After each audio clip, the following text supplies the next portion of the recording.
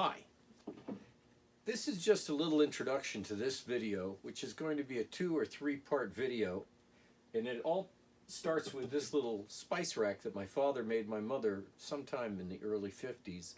It had doors because it had hinges, because here are the hinge holes, but none of the kids in our family remember ever seeing doors on it, and she always had it hung on the wall near the stove, and she had her little spice bottles and things on this as it was.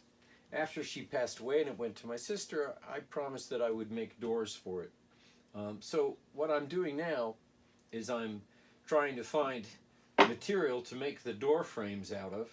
And so this first video, which is part 1, is basically about my wood storage and finding the lumber that I needed. Now, it's sort of crossed over because I did find the lumber, and you'll see it in the video, but it's not too bad a match for what's there, some walnut. But I thought I'd show off some of the wood storage. I get a lot of people that ask me where I get my lumber from, and most of it I've just had over the years from different projects left over and that sort of thing, as well as some lumber was left over from my father when he was doing woodworking and was still alive. So the first step in doing this process, the first step in doing this project was to find the material for the frames for the glass doors that'll go on this cabinet.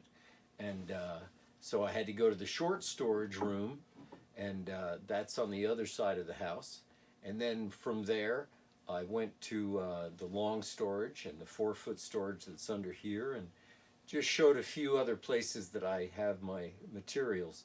I did find some rough sawn walnut that I've hand planed down to take a look at it, and I think I'm going to have enough to do the project, and so I'm excited about getting to it. But for now, here's a little tour of my wood storage.